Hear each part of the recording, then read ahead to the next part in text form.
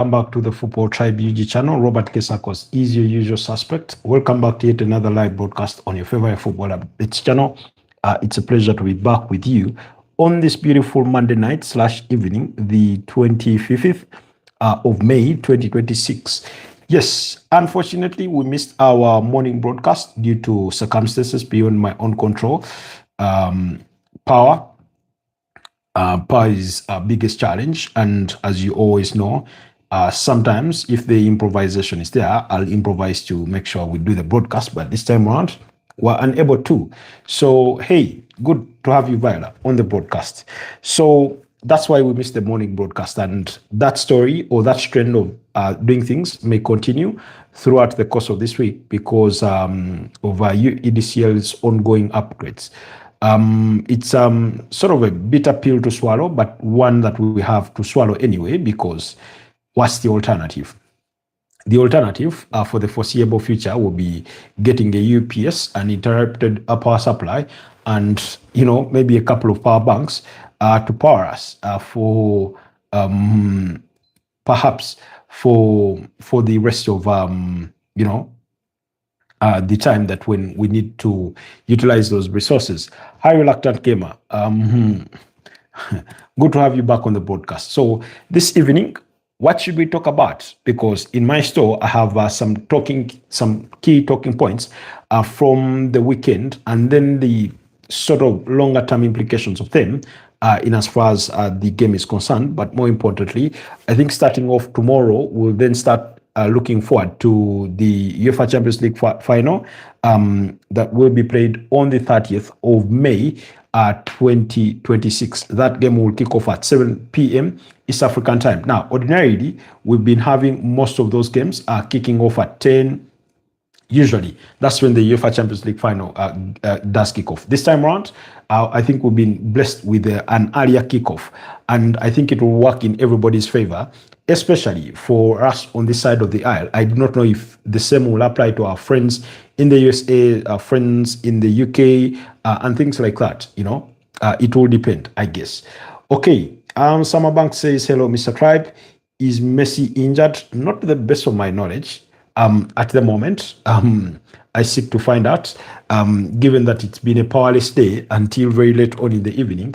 I'm just trying to play catch up with majority of the proceedings that have come through, including, but not limited to the news regarding Mauricio Sarri going to Atlanta, then the news that Gennaro Gattuso, who is destined for a move to Lazio, looks like there's a couple of managerial changes in there.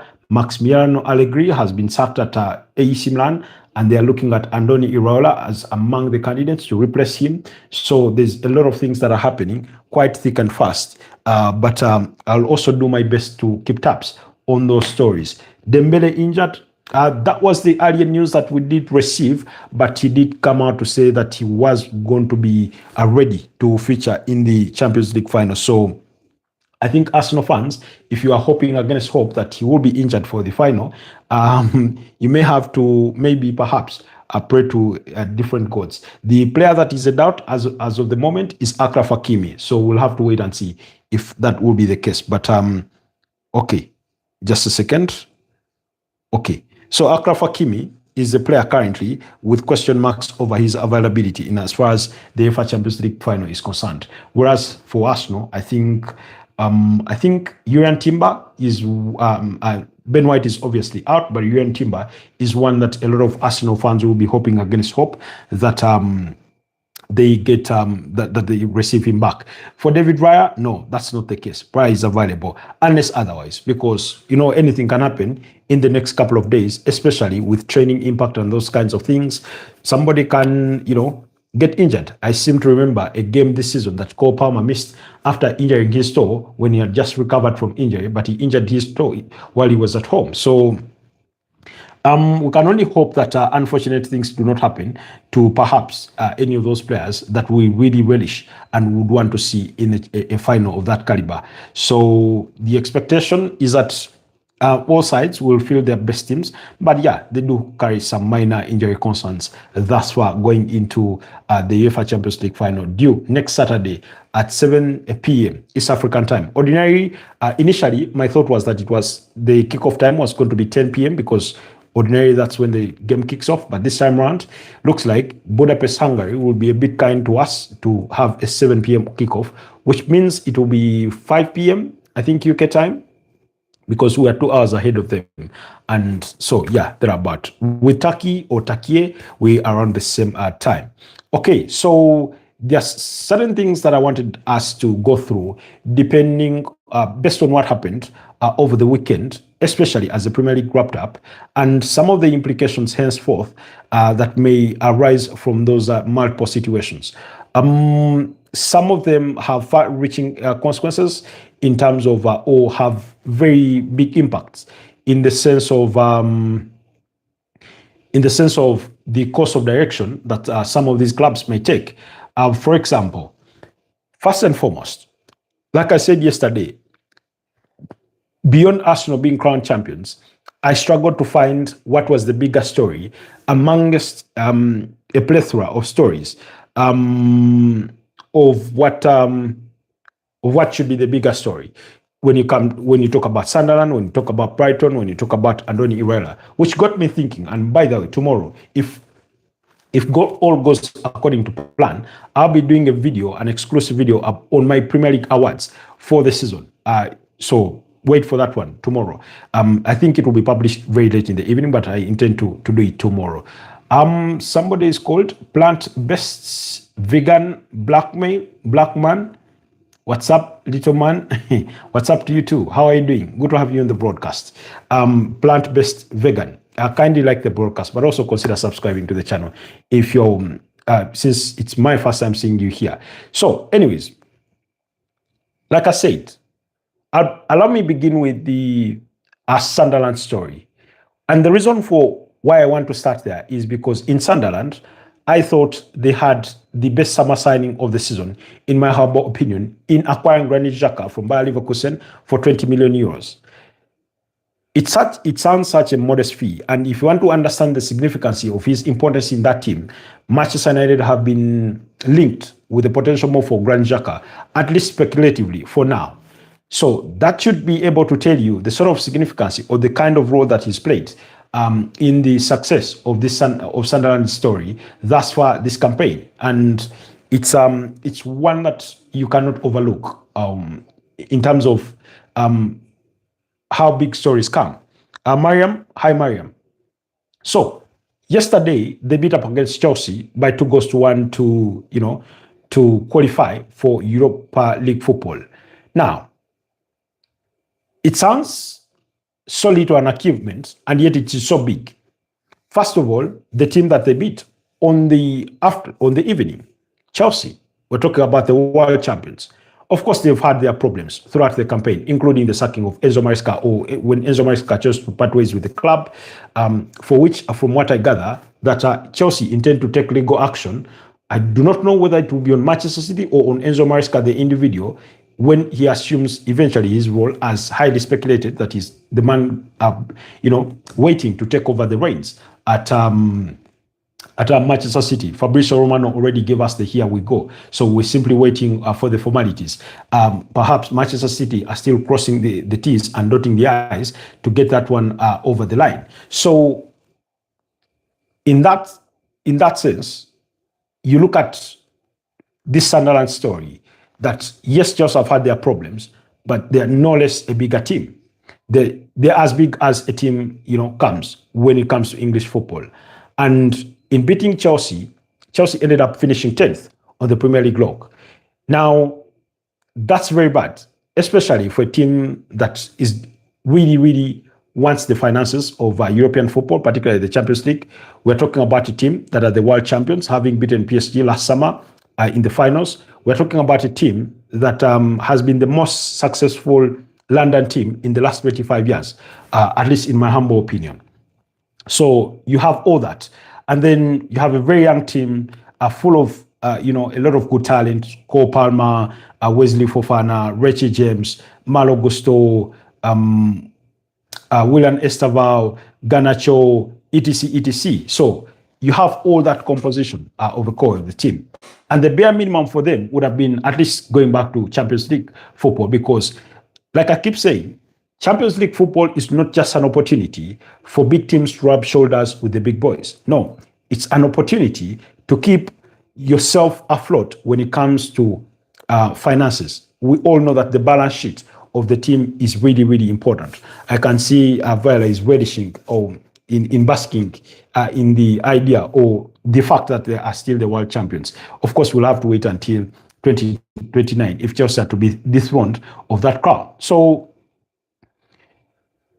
Champions League football or European football is really, really critical to the finances of these clubs. That's why Manchester United have been desperately trying to get back. That's why clubs want to, it feels like a make or break tie to qualify for Champions League football. You remember in gone are the days, Arsene Charles Wenger, it's he who said that top four now feels like a title. Why? Because of the finances that come with it.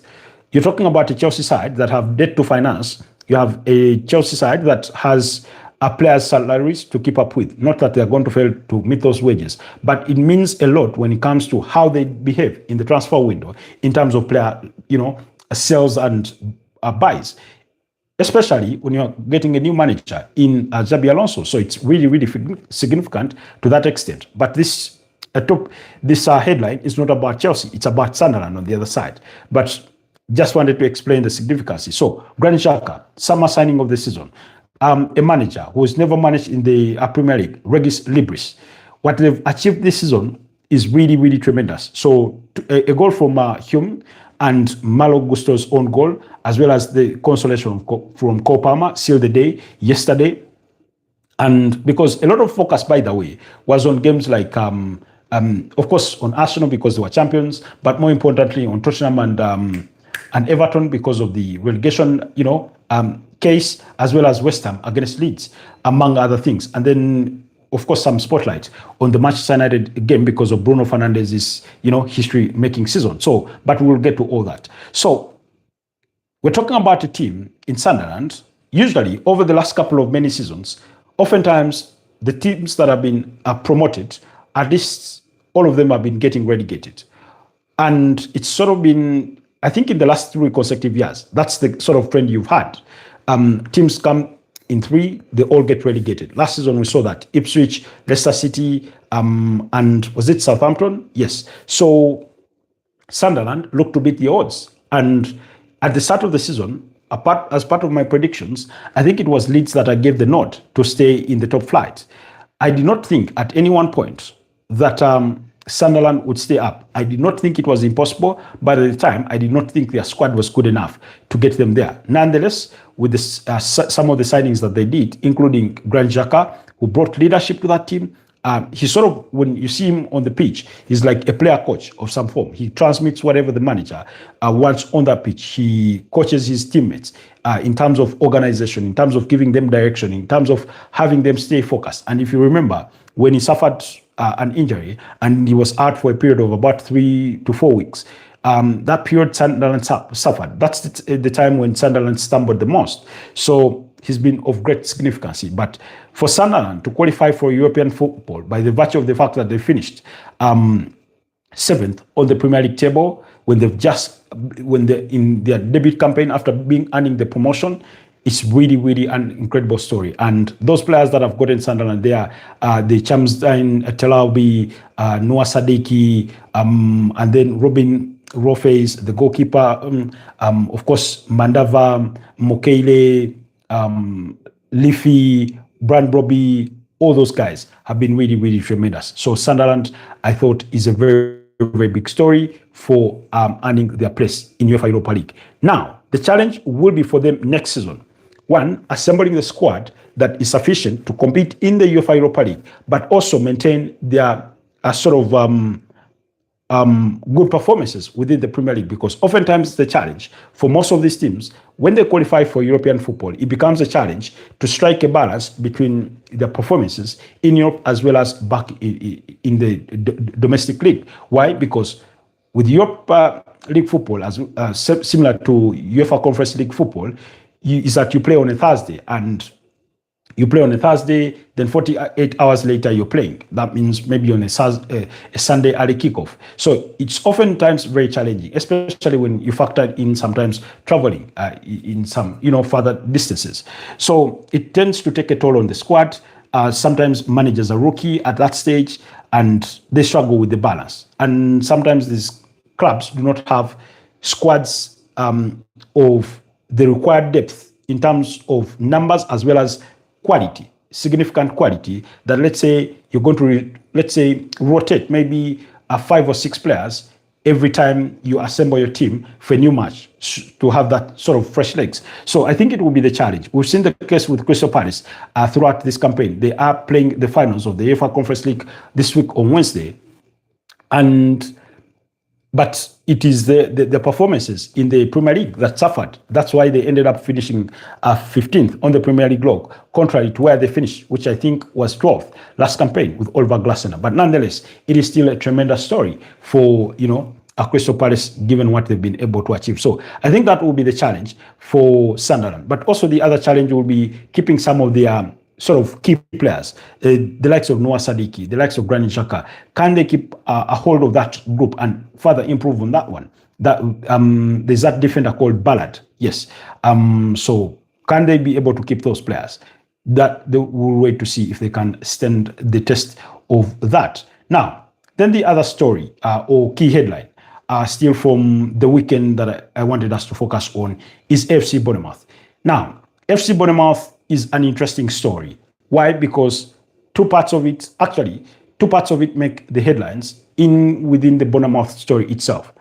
The departure of Andoni Iraola after 3 campaigns, very successful campaigns, by the way, this being the most successful. And then the qualification for UEFA Europa League football. Unfortunately, they cannot qualify for the UEFA Champions League despite Aston Villa having won the UEFA Europa League. And the reason as to why that is the case is because Liverpool dropped the ball. They ended up finishing 5th. Now, the scenario through which the Premier League would have been able to take 6 teams back to the UEFA Champions League would have been that Aston Villa finished 5th instead of finishing 4th, having already won the UEFA Europa League. But unfortunately, Unai Emery wanted that extra £1 or £2 from finishing 4th, which is a tremendous achievement, by the way, for himself and his team with 65 points. So Premier League will take only 5 teams to the UEFA Champions League. That's how narrowly FC Bournemouth missed out on UEFA Champions League football. But also in terms of point tally, only 3 points behind last season's champions in Liverpool. That's really, really also significant in its own right. So when you look at this Bournemouth story, and what makes it really, really interesting is quite a number of factors. One, when you go back to the summer, when they lost a host of players, they lost Ilya Zabani, who left for PSG. They lost a player like Dean Howson, who joined Real Madrid. They lost Milas Kakis, who joined Liverpool. And they lost the goalkeeper, Kepa Arrizabalaga, because he had been there on loan. So they went back to Chelsea and got George Petrovic to be their number 1 goalkeeper. And I think he's done tremendously well. I think he's kept about 11 clean sheets this season. Or is it? Yes, about 11, I think. Yes, about 11. Last I checked, at least, that was the number. I stand to be corrected if it's any different from that. So, and then fast forward, it comes to January, they lose their then top scorer, Antoine Semenyo, who had scored 9 goals throughout that campaign. So it's really, really a very, very interesting story, or tremendous story, that you must sort of look at in a way. And Summer Banks, you have something to say? Okay, let me first read your comment. Summer Banks, aka Sagittarius. What of the direct slots that Villa got after winning the Europa League and being in top 4? Now, okay, to briefly explain that, then it's only Saumia says hi again. Sorry, I didn't join you. Your other live. It's okay, Saumia. Raymond Kangumba. You say P, Jimmy Ruben is white, Eddie Howe should be sacked, etc., and Antonio Conte. Okay. Now, let me explain it to you this way, Sagittarius. The Premier League to take a sixth team in the UEFA Champions League was conditional on Aston Villa finishing fifth. Why? Because by the virtue of winning the UEFA Europa League, it means you automatically qualify for the subsequent season's UEFA Champions League. But remember, also finishing fifth would qualify you for that, you know? So in qualifying you for that, you in other words, you'd have a double qualification in this particular case. And remember, the fifth place also is not automatic. And the reason as why it is not automatic, it's dependent on how your teams participating in Europe, sort of how far they go in the respective competitions. So, by Arsenal beating up against Atletico de Madrid at the semi-finals, actually after the draw, the 1-1 draw at the Riyadh Air Stadium, that is what qualified for that is what qualified the Premier League to get a fifth slot for next season in the UEFA Champions League because of the performances. But then also relatively, go back to all other competitions of UEFA where Premier League teams have done tremendously well. You've had Aston Villa win it. You have the Crystal Palace at the finals, but more importantly, Arsenal also in the UEFA Champions League. So it is by the virtue of those performances that the Premier League got qualified from their direct 4 places to make it 5. But in making it 5, because it's an additional slot, the 5th place is an additional slot. It's not as a guarantee as 4th place. In other words, Liverpool come as an additional team because of Arsenal's performances in the UEFA Champions League. But had it been Aston Villa to finish in 5th place, by the virtue of winning the UEFA Europa League, they would have also qualified themselves directly, because the reigning champion of the UEFA Europa League plays in the UEFA Champions League. Therefore, coming in at 5th place, they would then concede that 5th place to a team that is below them, which is a 6th place team. So, but because Liverpool are the ones that finished 5th and then Aston Villa 4th in the 4 straight slots, therefore, this criteria does not count that 5th place goes to the 6th place team because Liverpool have no double qualification. They've only qualified by the virtue of finishing simply 5th. If it had been Liverpool that maybe had won the UEFA Europa League and finished in the same place, then they would get the 5th slot. I hope I've answered that really well for you, Summer Banks. Okay. Raymond Kangumba, for starters, we've exhausted the topic of Eddie Howe, and I've given you that.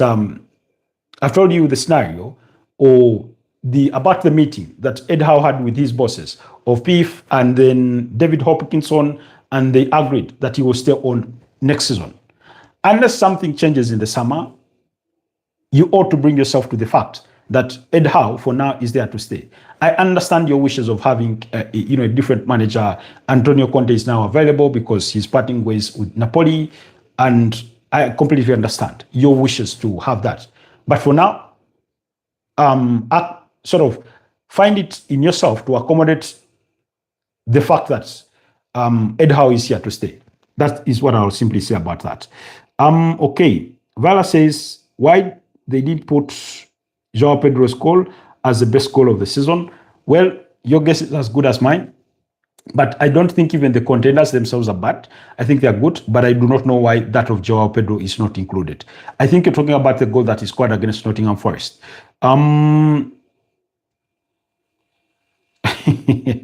Vara says Santarius Ozunga.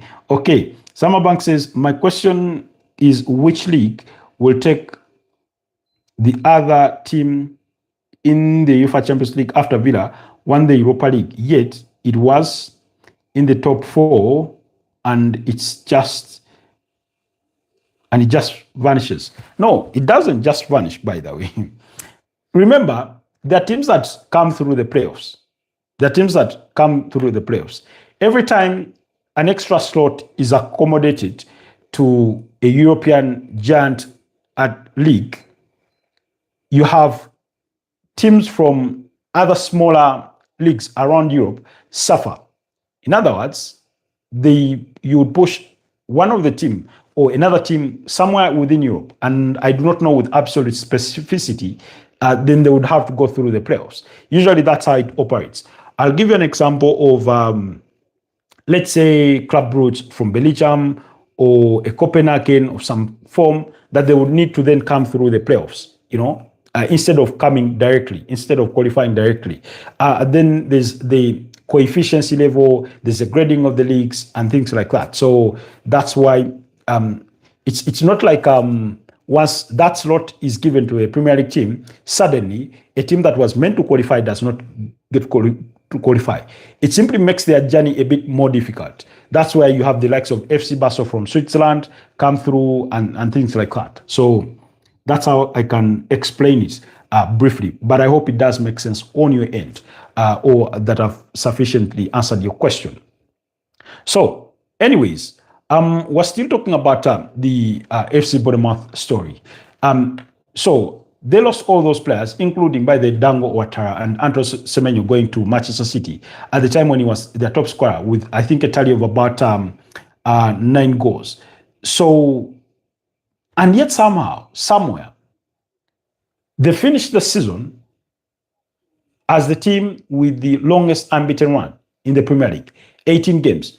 Last season, it was Crystal Palace that had that sort of longest unbeaten run record going through the tail end of the season, including their 2-2 draw against Arsenal at the Emirates Stadium. You remember they went on to win the FA Cup and things like that. So Bournemouth's story is quite amazing, how well run the club are. And you also reflect on the fact they went and signed Adrian Trafford to replace Milos Kerkez. They've had this guy, Senesi, who is bound to, I think, go to Tottenham Hotspur. At the end of his contract, you look at the acquisitions of players like Junior Kroppi. I mean, this is a really, really well-run team. It's a really, really well-run team. But what the kind of job that Andoni Iraola has done at that team is there for the world to see. And it's really, really tremendous. And that's why he's sort of highly regarded, even within the ranks of big teams that are looking for managerial replacements. Prior to the appointment of Xabi Alonso, he was in contention for the Chelsea job. Rumors circulated linking him to the Man United job before they, conceded that they were going to give the role to Michael Carrick on a permanent basis. And now, again, he's being linked with the move to teams like AC Milan and things like that. But also, more importantly, Crystal Palace are interested in his services. Now, for Crystal Palace, that is very, very ambitious because, like I've told you, Crystal Palace are going to be without Oliver Glasner going into next season because he's leaving the club. First of all, it would give Andoni Iraola the opportunity to stay in England and then also move to London. Nonetheless, I cannot put on the weighing scale which job would sound more juicier or more tempting, AC Milan or Crystal Palace. Definitely, it's AC Milan, the European giant, 7 times European champions. When you go back to the European Cup and the UEFA Champions League, which, by the way, the last one, I think, in 2007, when they beat Liverpool by 2-1 in the finals. And prior to that, they had lost the 2005 final that they led by 3-0. That is where you have Mr. Champions League, George Gerrard, guiding Liverpool to that triumph with Rafael Benitez Maudes as their head coach, or manager at the time. So we'll have to wait and see the proceedings for Andoni Iraola, but I think he's done tremendously, really, really well for FC Bournemouth, and the mere fact that they've qualified for UEFA Europa League football is really, really tremendous. Now, the question is going to be on the part of FC Bournemouth. Can Marco Rose keep up the same levels of performances? Can he take them to greater heights? Because sometimes it's not easy to lose a good manager and then replace him with a good manager that takes you to perhaps, let's say, better heights as opposed to the one that has been there before. Because let me use this example. When Manchester United lost Sir Alex Ferguson, when he retired. The replacement was David Moyes. It's not to say that David Moyes was a bad manager, but we all knew that he was stepping into very, very big shoes, and therefore it's no surprise that things did not work out the way they had hoped at the time, And then I reflect myself on the time, I think around 2014, when Southampton lost Mauricio Pochettino and he went to Chelsea.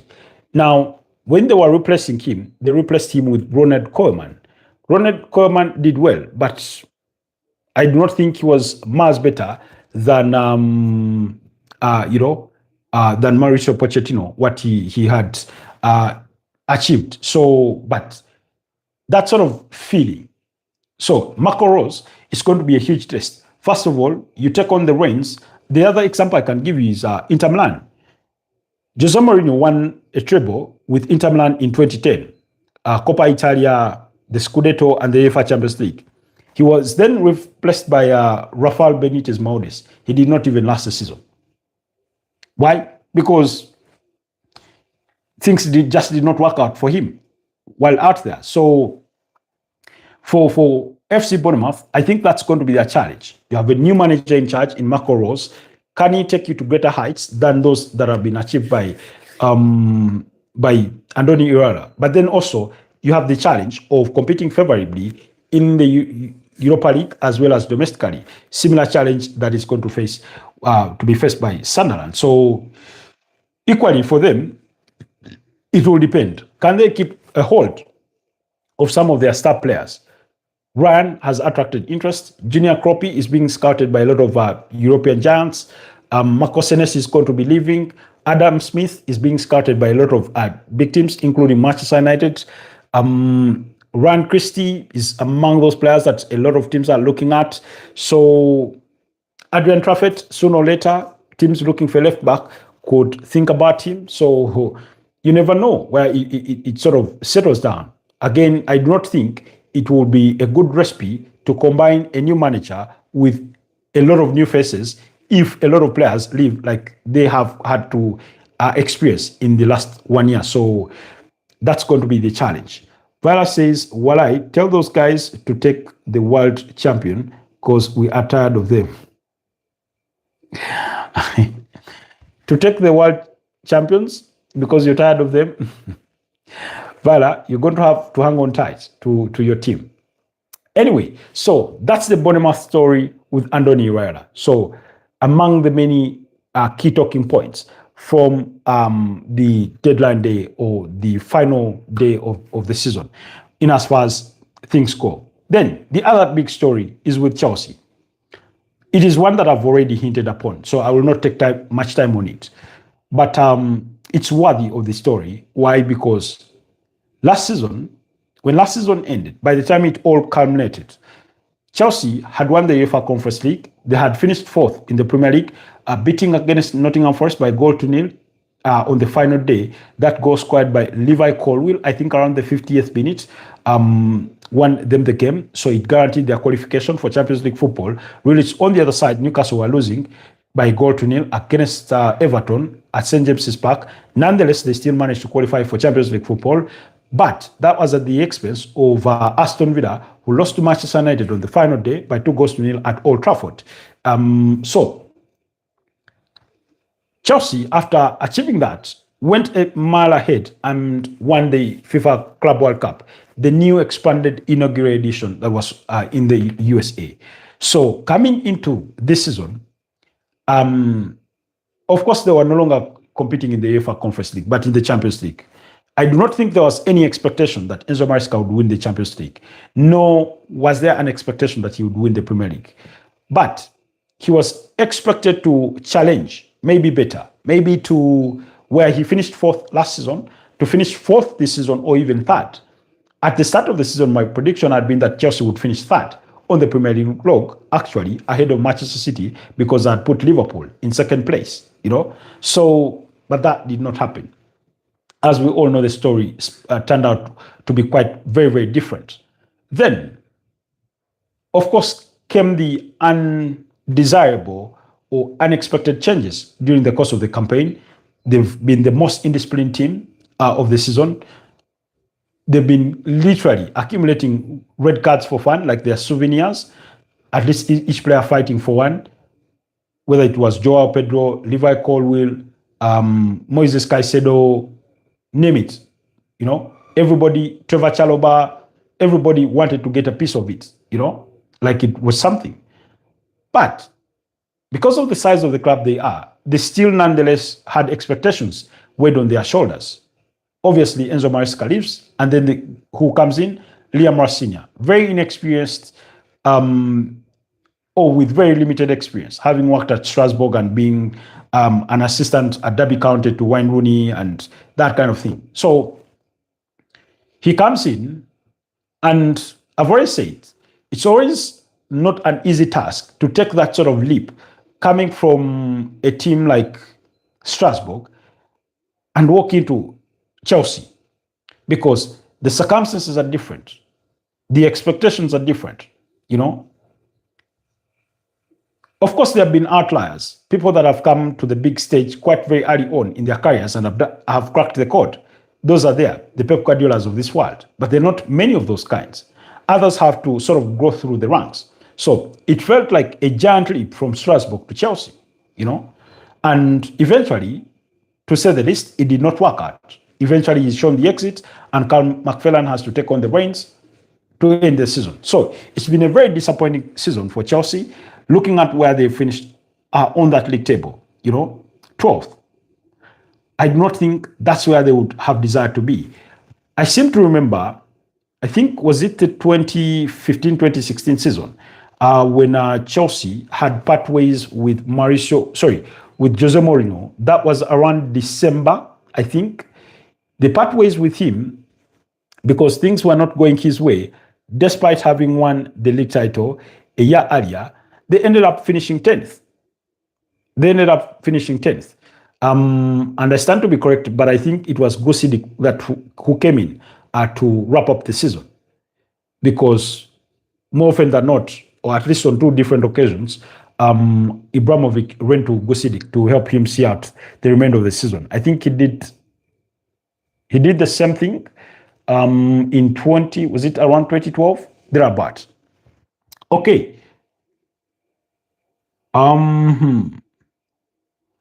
I want to bet to Chelsea. Chelsea will be champions next season. Champions of what? The Premier League, the FA Cup, or the Carabao Cup? Because those are the only three competitions that Chelsea will feature in.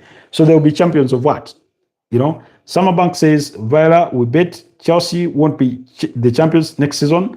Okay, I can see Colwill, no red card. Oh, it was Wesley Fofana. Apologies for the mishap there. Amelia says, hey, Amelia. Meanwhile, somebody help me teach Mildred where the comment section is. I tried my best. Newcomers. Anyways, somebody give her a uniform and show her where the comment section is so that we can get the conversation going. Where can I find you after the season? That is for Summer Banks. I think for as long as God grants us the life, I'll be here to remind you of the bets you're taking. The question is, what are you staking on that bet? First of all, I do not think Chelsea will be champions next season, but it's a prediction. So mine won't be a bet. Which club do you support? Arsenal, Real Madrid. Those are the clubs that I support. Thank you so much, Amelia, for the question. Now, so to wrap up the Chelsea story, but also, sometimes this turns out to be a blessing in disguise. When a team does not have European football, it gives them the opportunity to concentrate only domestically. And we've seen what Manchester United have used that as an advantage to propel themselves to third place. Obviously, it was not a given. It also, one would argue, it took the sacking of Ruben Amorim for them to take that leap. And Manchester United at the summit of the 2026 Premier League table with 41 points, and Arsenal would come second at 40 points. So that tells you how tremendous they've been. But without European football and the early exits from the Carabao Cup and the FA Cup gave them the opportunity to concentrate their squad on the Premier League and it's been a key factor in helping them achieve European football. So maybe for Chelsea, you can equally look at it in the same spirit of being a blessing in disguise that their absence in European football will give them the opportunity to also have that concentration on the Premier League, the FA, and maybe the Carabao Cup. I feel that in terms of their squad, they have a squad deep enough or strong enough to compete favorably on those fronts, provided they are very lucky with injuries, because sometimes injuries can do you the dirty part. When you go back to last season, when Liverpool were winning the Premier League title, one of the things that they had going for them at the very best was they did not suffer so many injuries. And if they suffered an injury, those players did not be out for long. Contrary to what the likes of Arsenal have had to go through or had to go through, contrary to the likes of Tottenham Hotspur, because injuries were a key part of that. So for as long as, for example, Levi Colwill has been out for a good chunk of this season through injury, Richie James, who is oftentimes injured, has had sufficient time on the pitch, you'd argue. But look at a player like Jamie Gittens, has been in and out of the team, but majority of the time being injured. Look at William Esteval, injuries. So it becomes challenging when you have suffering so many. Look at Romeo Lavia, he's been part of that. Dario Esugo, also suffering those injuries. So no matter how good a squad you have, for as long as injuries do not go your way, you're bound to lose it. You're bound not to compete as favorably as you would if you had all those players available at your disposal. Chelsea will be the champions of the Premier League. That's Viola's, submission. Do you think Arsenal would be able to restrict PSG? I think they have it in them to restrict PSG. They have the players to do it. They're good defensively, but I think they are capable. But we'll have a wider discussion on that, Amelia. And I can only hope that you make it a routine to be joining us on our lives, because we'll be digesting that Champions League final in the coming days in much depth. But just to give you a hint, obviously, with the absence of Ryan Timber and Ben White, it raises a bit of questions when it comes to their right back role. But when you have William Saliba, Gabriel Magalhaes, David Raya, then the question is over on between Hincapié and Ricardo Carafiori, who starts at left back. Then you have the curious case in midfield, where you have Martin Zubibeni, Declan Rice, Maz Lewis Kelly, Martin Odegaard, and Eberechi Eze, who are the midfield trio that you start in that role.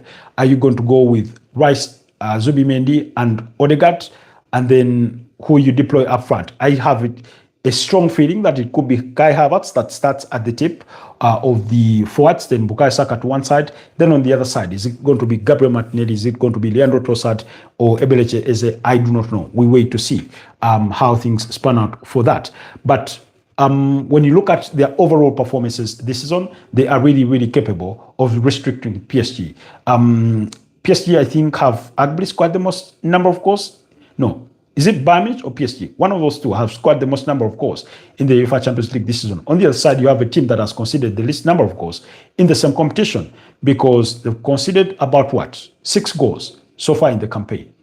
4 during the league phase and only 2 during the knockout stages. They conceded 1 against Atletico de Madrid. They conceded 1 against Bayer Leverkusen. So that's been their story thus far. So they have the capabilities. But we'll wait to have a bigger crack at that one. Summerbank says, hi, pay me and I teach her. My wish is to see tomorrow wearing Chelsea jersey. Oh, so the bet is if Chelsea win the Premier League title, Sagittarius or Summerbanks should wear the Chelsea jersey. Is that the bet that you guys are making? Okay, then Rebellion. Okay, before Rebellion. Scholes, is that how you pronounce the name? Scholes? Of course. Forgive me if I mispronounce it. But you say Liverpool lost the league at the Goodson Park and Man City lost the league at Bramall Lane. Is that why they lost it? I think City lost the title at the Vitality Stadium. in as far as this season is concerned, because that was the final nail in their coffin, or the last stroke that broke their back. Then Liverpool losing it at Goodison Park. Which season are you talking about in particular? Because if it's this season, I do not think that they lost the plot at Goodison Park.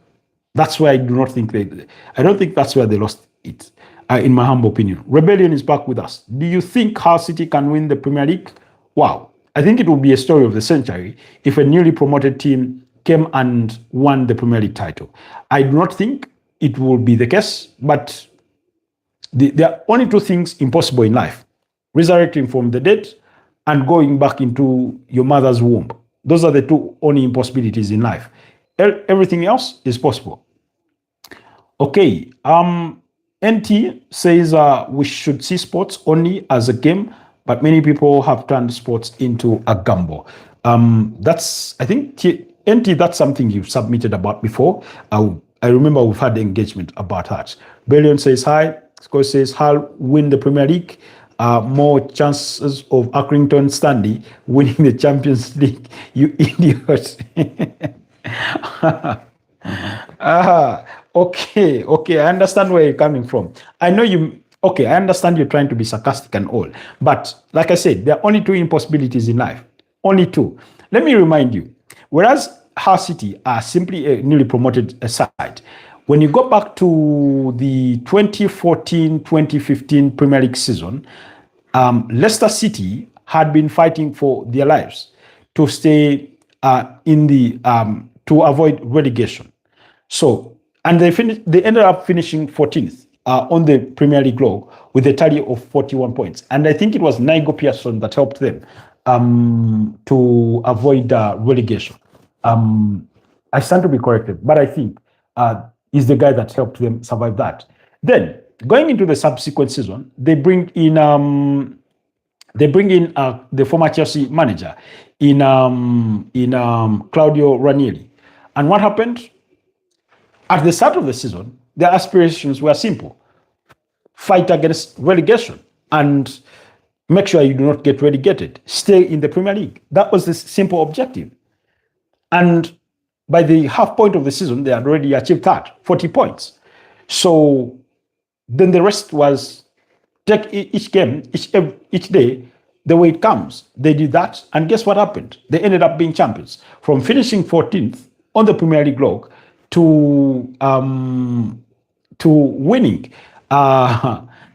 winning the Premier League title. And it's one of the biggest stories of the decade in as far as Premier League football is concerned. So really, you ought to remember that.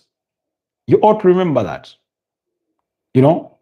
So anything can happen. It's not a given that they're going to do it, but it's a possibility that it could happen. You know? It's not as simple as we would want to think of it, but it's simply to say that give it a chance. Maybe the odds are 100 to 1 of them winning it, but it is still a chance. Okay. Odo or Odd, actually it's Odd, says Tottenham. What about Tottenham? They survived relegation. It's one of the key talking points from the final day of the season. Beating up against Everton by 1-0. That goal scored by Joao Paulinho.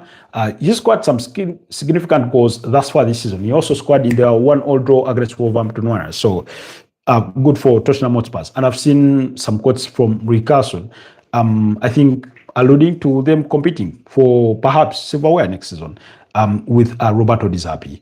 We all know what's Arsenal. We all know what's Arsenal's game. They will try to score fast and park the bus, but I think this strategy is very much exposed now. I think PSG must have better plans as they have a great attack. That's all true. PSG have a very great attack. That is without a doubt. And I do not know at this point what Arsenal's strategy will be, but I think I would want to imagine it will be as conservative as it has been for majority of the season, especially when you go back to the Premier League, but also when you look at their performances within the knockout rounds or stages of the UEFA Champions League. How they do it will matter less than if they do it.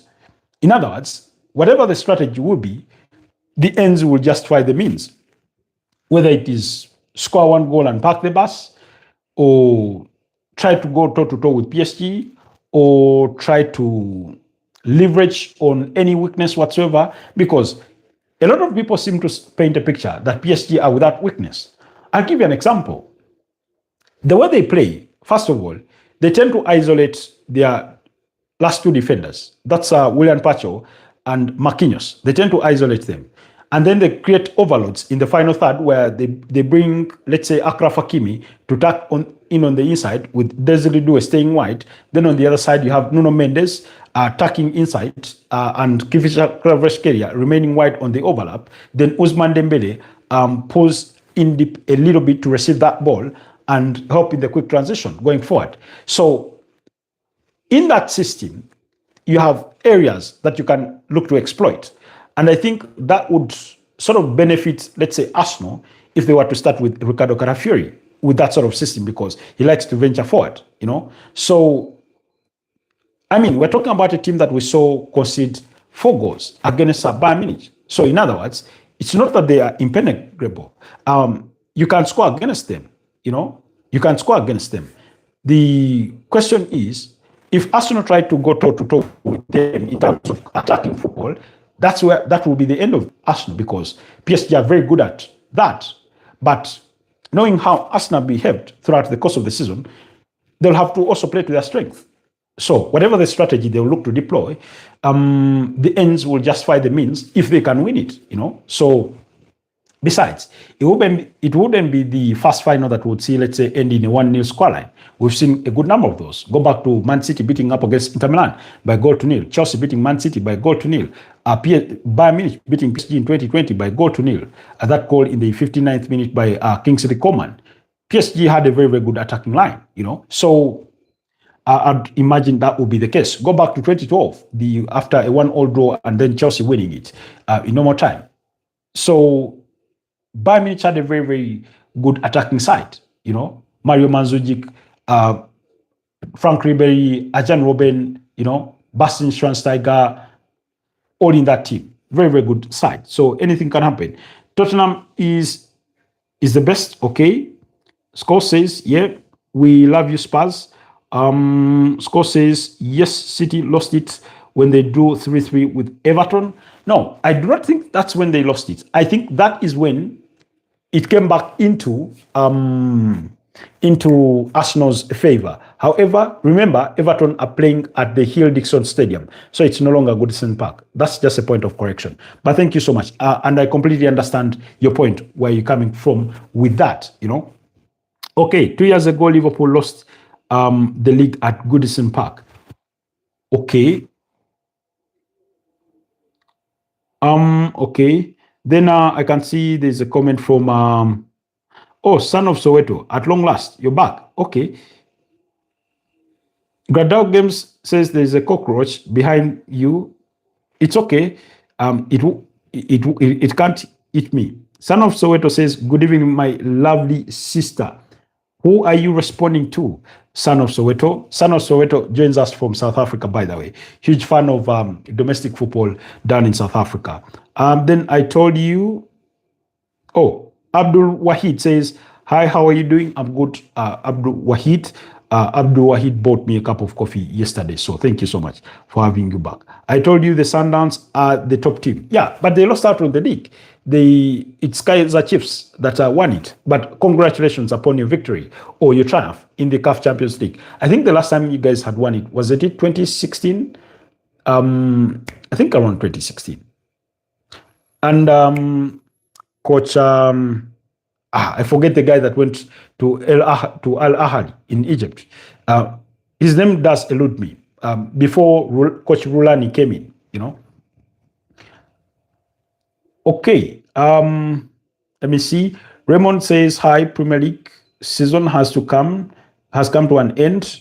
Jamie Robin is right. Okay. Gradao Games says, just joking, it's okay. Yes, Arsenal will park the bus. Okay. It seems like there's a good number of people with that sort of expectation, but let's wait and and see. Saturday is not too far away from us. Summerbank says Tottenham had back-to-back bad seasons. What might be the problem? Now, of course, it's a combination of so many things. One, in the debut campaign of Ange Postecoglou, when they went on and finished fifth, he asked for reinforcements, and on his shortlist, he wanted the likes of Antoine Semenyo, he wanted a Brian Mbeumo, he wanted, I think, another midfielder to sort of improve that squad. And the club were like, nah, you're okay, you're okay. Sort of, as long as you finished where you finished. So then they went into the subsequent season and they were troubled with injuries. That's why, having achieved the points that were sufficient for him to survive the relegation drop, with so many injuries, he decided to concentrate his team and all his energies on winning the UEFA Europa League, which he went on to do. And that season, they went on to lose 22 games, I think, in the Premier League, which should be ordinarily relegation kind of form. So eventually, they make the decision at the end of the season, Dani Levy and his partners, that they should part ways with Ange Postecoglou. Thomas Frank comes in, new guy, new everything. They've had so many changes within their backroom staff in terms of the medical team, scouting department, and things like that. You have new leadership in Vinay Vektishim, the former Arsenal CEO, that sort of thing. So, and then they enter into the season. You think they are well prepared for it because on paper, Tottenham Hotspur arguably have one of the best squads you'll find in English football and perhaps by extension in European football. When you look at the goalkeepers, Anthony Kinski, Vicario, you look at Christian Romero, Mickey van de Ven, Dejat Space, Destin Udogi, Pedro Porro, Kevin Danso. When you look at Juvis Bissouma, Joao Paulinho, Rodrigo Bentancur, Lucas Bagville, when you look at James Maddison, Dijad Kulusevski, you look at Dominic Solanke, Randall Colomwani, Xavi Simons, Matthias Tel. At the start of the season, they still had Brennan Johnson. You look at the composition of that squad, and it's good enough. But unfortunately, they've had so many injuries, and some being long-term.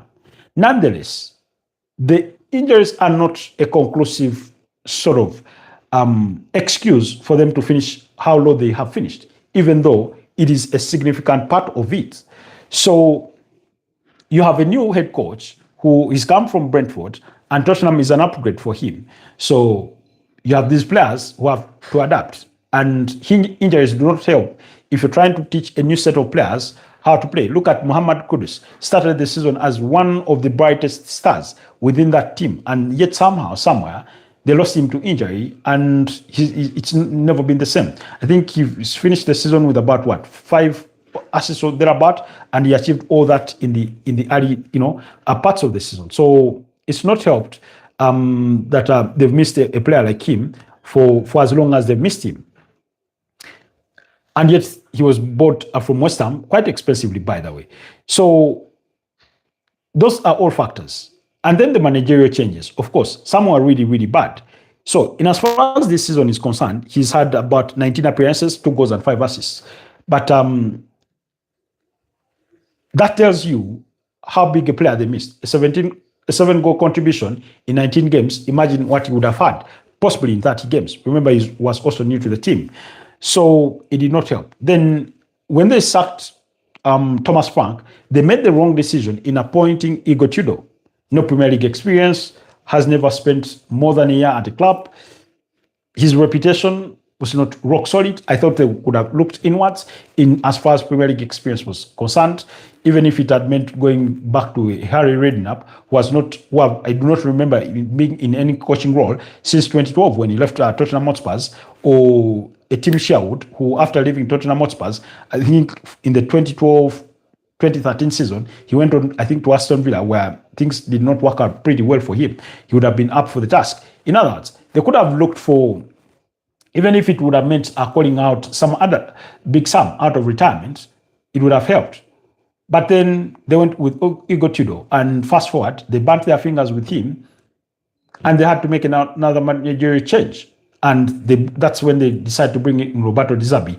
Now remember, Roberto Di Zerbi, by the time they bring in Igor Tudor, was available in the market because in early February, he had parted ways with Olympique Marseille, So it didn't make much sense. So they went, stuck up their guns, and decided to bring in Roberto Di Zerbi, and he's managed to help them escape relegation.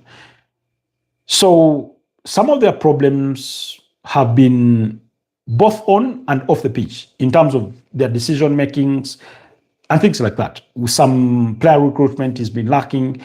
The story is not much different from when they decided to part ways with Mauricio Pochettino, despite having guided them to a second place finish in the 2016-2017 season when Chelsea were being crowned champions under Antonio Conte. I think the season prior, they had finished third behind Arsenal when Leicester City won the league. So they were doing well. And then in 2019, they played the UEFA Champions League final against Liverpool. So, but fast forward, they decided to make a managerial change. What's been the trend for Tottenham Hotspur ever since then?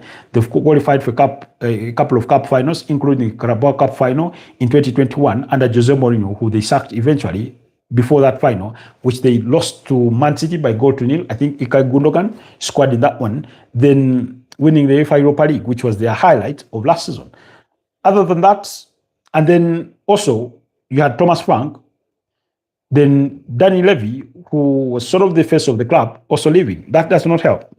That did not help. So even within their own hierarchy, in terms of running the affairs of the club, there have been gaps in there. So that's the story of Tottenham Hotspur. Okay, in a way, by the way, you've helped me tackle the topic of Tottenham Hotspur, who survived relegation on deadline day as they beat Everton. I read it on the other side, West Ham got relegated. Okay, where did I stop with some of these comments? I need to run it back. I can see you guys have been exchanging quite a couple. Okay, it's obvious, because everybody knows. Okay, when Leicester City won the league in 2016 at the bookmakers, the odds were 5,000 to 1. After that, the teams who finished in the bottom half and the bookmaker had never offered those odds. You know, yeah, there's a guy that made a bet that Leicester City would win the league title. You know, can you imagine? Is that luck or intuition? Maybe luck. Chelsea is the world champions. I mean, in the world. Viola, thanks for the reminder. I'm not sure a lot of non-Chelsea fans would want the unkind reminder, but also, anyway, we'll not go into the details of that because, you know, I know for a fact that some fans will claim, some of our teams were not there. Barcelona fans, Liverpool fans, Manchester United fans, Arsenal fans, AC Milan fans. So it is what it is. Okay, that's true. Amelia, today I was drinking in Liverpool and I saw at least 9 people wearing brand new Arsenal shirts. I said, you are just Liverpool fans. Really? Okay. Yes, but still rubbish. That is a source responding to Viola. Who do you support? Amelia, Boss Channel, Real Madrid. Okay, yeah, Team Real Madrid. Another trophyless season. Too bad Jose Mourinho is returning. Do you think he's the right guy to take us forward in that respect? What about you? I think that's a question for Scouts. Okay, good love. Real Madrid, Thomas Gravenson, ex-Everton player. I support Everton. Amelia, oh.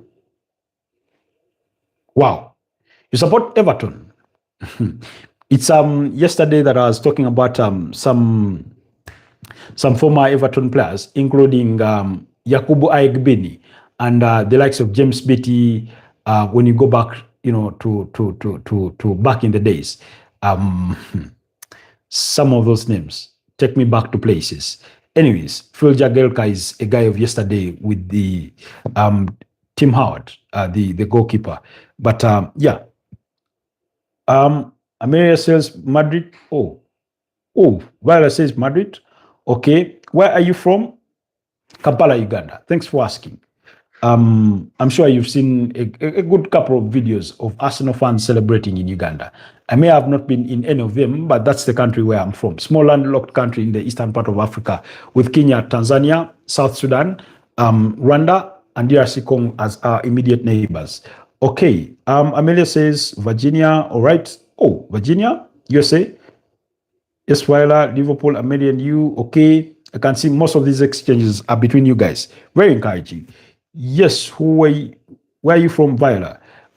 Viola and I are from the same country. although I do not know what part of the country. I leave that at that.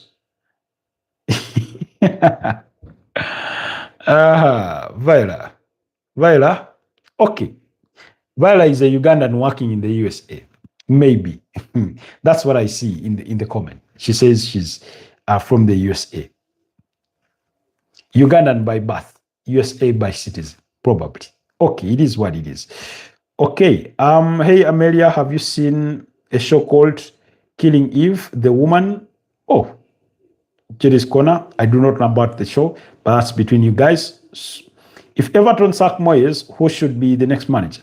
What makes you think they're going to sack David Moyes? Well, what would he have done to deserve the sacking? I mean, you may have not finished in the most ideal position, having finished 13th on the Premier League log. It's not good, but why would you sack him? I think, okay, it's not that Everton cannot do better with the manager.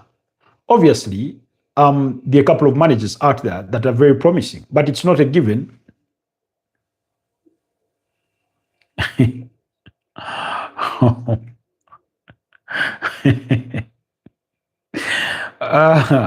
Summer Banks, I've seen your comment, but just enlarge me for a second. Okay, Everton. Of course, when you look around, you'll have a couple of candidates to look to. For example, Andoni Iraola. Currently, if you, let's say they were to part ways with David Moyes, Andoni Iraola would be a perfect candidate for them. Then maybe Xavi Hernandez, if he's willing to take on the reins at a club like Everton. Maybe you can try and poach a Julian Nagelsmann from the German national team post the World Cup, or a Mauricio Pochettino from USA post the World Cup. So anything can happen. But I do not think that Everton are just going to wake up and sack David Moyes. I just do not see that happening, at least in the most immediate future. You know? Okay.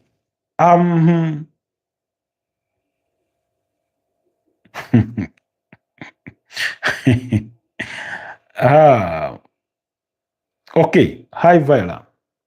Okay. Amelia says, I still can't believe these Arsenal fans are assuming that they can defeat PSG.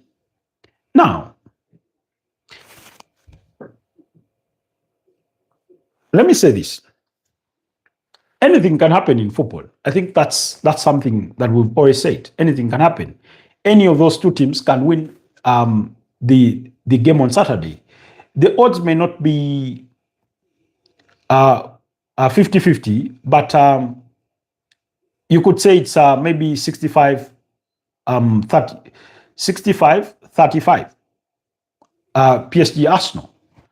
But that small chance, whatever slim it may be, that you may give to Arsenal, is still a chance. Maybe somebody out there does not give them an entirely chance. That's within your right as an opinion. But anything can happen. I'll give you, the example I can cite for you is, go back to Crystal Palace versus Man City last season. I mean, you know, just remember that. Just remember that. And somehow, Crystal Palace went and won. But they were up against Man City. The same Man City, I think in 2021, lost to Leicester City by a goal to nil. You know, that Leicester City that were under the charges of Brandon Rodgers, Yuri Tielemans scored the only goal of that game. So we've seen an underdog, quote unquote, for lack of a better word to describe Arsenal in this particular scenario, go into a final and win a game of football. That's how I'd put it. Okay, Amelia, I'm from the US. Okay, cool. Which states? Hi, Scores. How are you? Brilliant. Thank you, Viola. And how are you? Robert, who do you support? I think I've already responded to that. Arsenal and Real Madrid. Thank you, Scores. Yes, he did a few Leicester fans.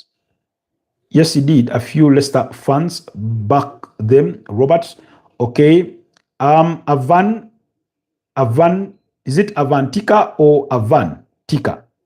Okay. Are you Japanese? No, I'm not Japanese, but if you are Japanese, Ohayo gozaimasu. Yes, Robert, we won the league at Anfield before Liverpool. Okay. Summerbank says, Mr. Tribe, UG ain't landlocked. We are still demanding our Indian Ocean. You remind me of the words of the president about Indian Ocean, about how landlocked countries would be fighting for access to the sea. But anyways, Everton had problems with the landlord and refused to pay the rent because they had become successful, and he put the rent up and Everton moved and built a new ground. Really? But that same ground, last I checked, they were proposing that it be the venue for the venue for the Everton's women's side. Robert, we finished 13th last season, 48 points, and this season 13th, a point better off. Yeah, and you see that's a bit of a context to it. 48 points last season. This time round with a point an extra. Of course, it's not the ideal scenario. I think as Everton fans, as the Toffees, you'd want it's okay to demand better. It's okay to demand better. When you go back to those early mid 2000s, there's a time Everton were challenging for European football. I think I need to take myself back to a period. Was it around 2007 or 2006 thereabout, when Everton were pushing for those sorts of places? And it was David Moyes in charge. It was David Moyes in charge. In fact, 2006, 2007, they finished sixth on the Premier League with 58 points. So whereas it was Europa League football, but they were challenging for that. And that was still David Moyes, you know. So his history with the club, or his reputation at the club, puts him in a position where they're just not going to wake up and sack him on a limb. Okay, Robert. Okay, Summer Bank says over. Okay, Robert, I have subscribed to your channel. Boss, thank you so much, Scarfs, for subscribing. It's a pleasure to have you join us as a member. Wabula Chonkozi. American girl. What do you? Okay, Robert, who will win the league next season? That's a very difficult question. Why? And forgive me, let me preserve my credibility for future deployments. I will not answer that question directly. Why? Because a lot of factors help to determine that. Now, at the start of every season, as I have done over the last 3 years, I'll come some point, maybe in early August or in the second week of August, and I'll give you my table predictions for the entirety of the 20 teams on the Premier League log, including who I think will be the champions. But that largely depends on who is in charge at a particular club, to what sort of business have they done during the course of the summer, because that's very, very crucial. I'll give you an example. When I take back myself to last year, around August, I did the following predictions. Obviously, I did not get everything right. Many of the things that I predicted, I got them wrong, but at least I got some of them right. I need to try and search for the entire catalogue of the Premier League table as I predicted it, but I can remember some off of my fingertips. At the time when a lot of people were predicting that Liverpool will win the Premier League title, given the sort of business that they had done in the transfer window, my prediction was that Arsenal were going to win the Premier League title. And thank God they were crowned champions. I thought Liverpool would come second. They finished fifth. I thought Chelsea would be third. They've been 10th. Man City, I thought, would come fourth, because I thought they were going to be a team in a bit of a transition. So they sort of continued to struggle, given what we had seen of them the season prior, where they finished third, by the way. So that was part of the prediction. I thought Aston Villa would come fifth. They finished fourth. Newcastle, I thought they would come sixth. They finished where? Anywhere between, is it anywhere around 12th? Is it? Yeah, 12th on the Premier League log. You know, that's how far down they've finished in as far as the Premier League table is concerned. In 7th place, I had Manchester United. Why? Because within my context and to my defense, I thought it was going to be Ruben Amorim all through and through. And I do not think, if it had been Ruben Amorim still in charge of Manchester United, I do not think they would be far from 7th. So that was my prediction. But now they finished third. So it speaks to a number of things that I got wrong. Tottenham Hotspur, my prediction was that they would finish 8th. They finished what? They finished 17th. Is it? 17th on the Premier League log. Jesus Christ. Why did I trust these guys to put them even in 8th? Nottingham Forest, I thought they would finish ninth on the Premier League log. They finished as low as 16th. So yeah, I got a couple of those wrong. Brighton, I put them 10th. They finished above that. I put Fulham in 11th place. I think they did. They didn't. Yeah, Fulham was spot on 11th. Everton, I put them 12th. They finished 13th. Bournemouth, I put them 13th. They finished 6th. Crystal Palace, I put them 14th. I think they finished 15th. West Ham, I had them 15th. They've been relegated in 18th place. Wolves at 16th place. They've been relegated already in 20th place. Leeds United at 17th. They finished better than that. I put Brentford, Sunderland, and Burnley for the teams to be relegated. So it looks like I only got one team correct in terms of teams that would be relegated. Sunderland have qualified for UEFA Europa League football. They finished 7th. Brentford finished 9th, I think, yes, on that Premier League log. So you can see that I got a good number of those predictions, wrong. But nonetheless, you'll enlarge me. I'll make my predictions prior to the start of the season. So I cannot tell you at the moment which club will win the Premier League title next season. Okay, Moyes out, mate. And Nemesis Tegula. That is Viola. Okay. Viola, please carry on with whatever business you wanted to carry on. Yay. Okay. Man United will win the league, will win the Premier League. That's according to Summer Banks. Again, I'll wait for me to see what transfer business they conduct. I know Summer Banks is a Manchester United fan, so there's a bit of a wishfulness in her own prediction. It's not as objective as you'd have it. But I mean, all the best, Summer Banks. Okay. Then Viola says, Summer Banks says, Viola, Obado Yagala Tegula. Jesus Christ. Okay. For those of you that are not familiar, Viola, Summer Banks, where is Becky, by the way? They are interacting in one of the Ugandan local languages. So in case you read any of their comment and you've not understood, please simply skip it. It's their own interaction there. They are having their own mini interaction in between. Okay. Scores, you say Moyes has brought players in Grealish, Drisbury Hall, Ghana, Angzu, Dibling, Roll. He won't give them game time. Why, mate?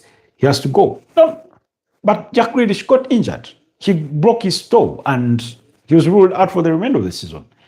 What would you have done if you were in his shoes? At the time, he had scored, I think, 2 goals and provided 6 assists. He was one of the sparks of that Everton side.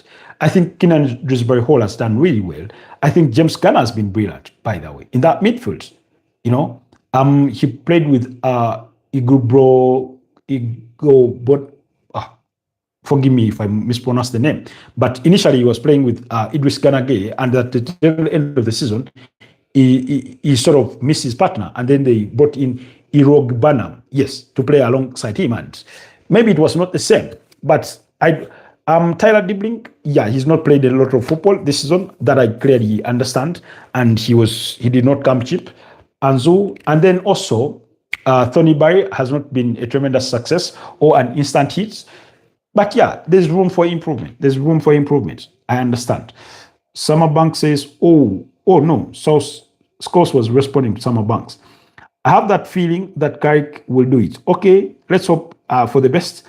I bet you didn't think Sunderland would do so good.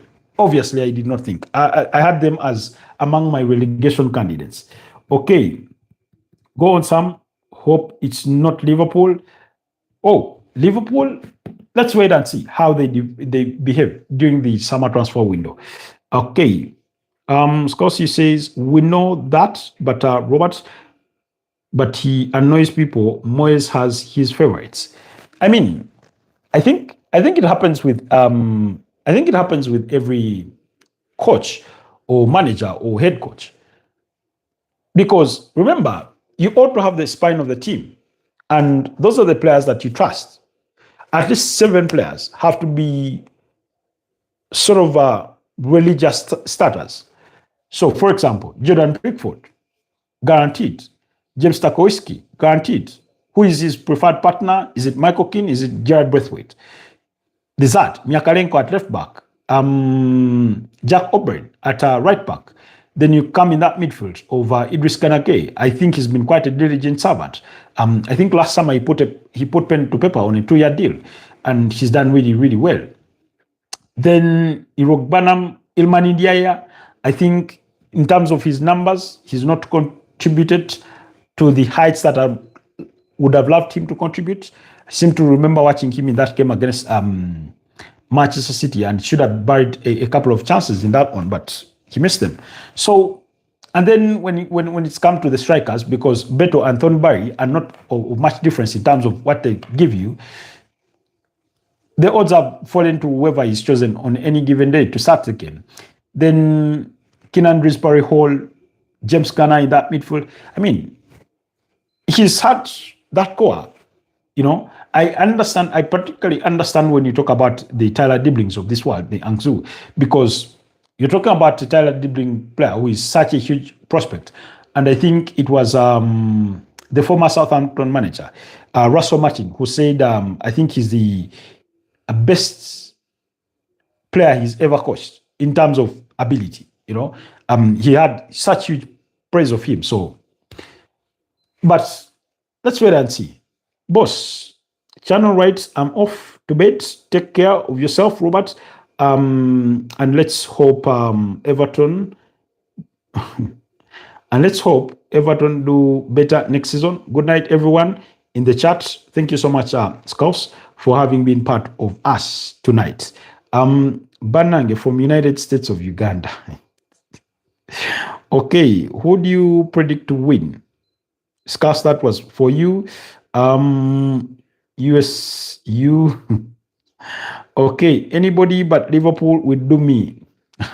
I can see the Toffees and the Reds are parallel. They can never, they have no meeting point in as far as their things go. So Scouse does not wish Liverpool any good. But again, it will depend. Although I'm not very confident about Arne Slot. He may have won it last season, but I just, regardless of what they do in the summer transfer window, I sort of struggle to bring myself to the idea that they could win next season. But let me wait for their summer business and I see how well they improve their defense. Of course, they're going to receive Jeremy Jacquet from Stade Rennes. They could go and sign another defender. How they improve their midfield will be another crucial aspect of this. Let's wait and see. Vala says London is blue. Is it?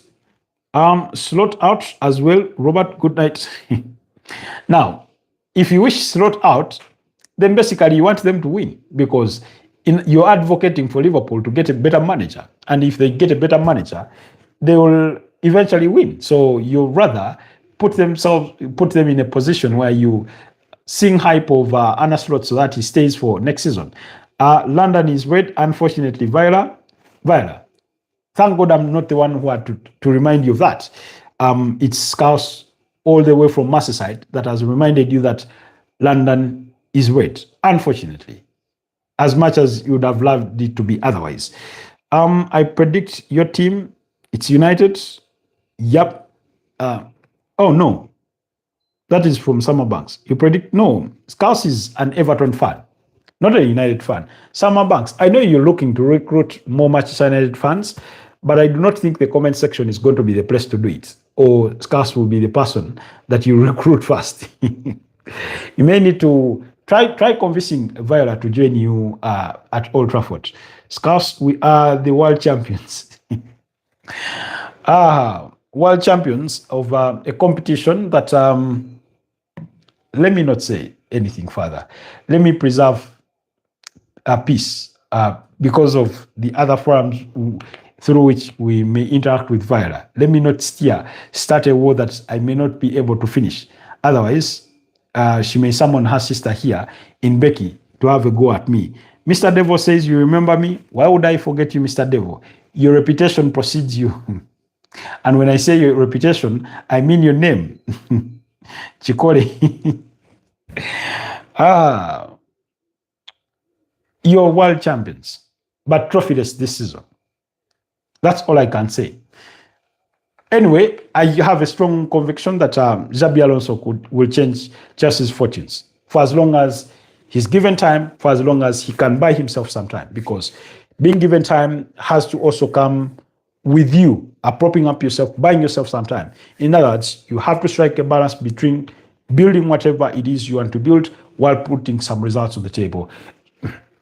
Chelsea, having finished as low as 10th this season, anywhere between 3rd and 6th place will do for a successful season in as far as the Premier League is concerned.